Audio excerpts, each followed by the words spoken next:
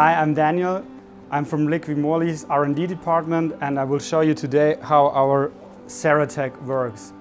Please note that this is only a demonstration and it not shows you the real conditions in a motor engine. And before you use it, please always shake it well.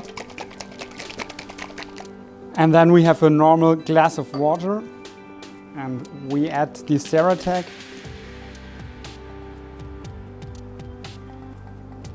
Now you can see it forms two layers, which separates immediately.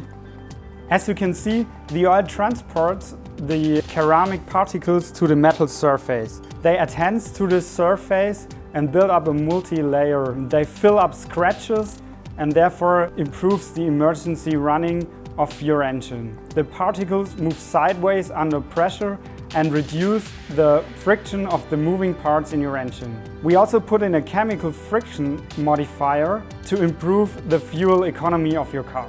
I hope we could explain you a little bit more in detail how our Ceratec works. And now go ahead, try it on your own and use Ceratec.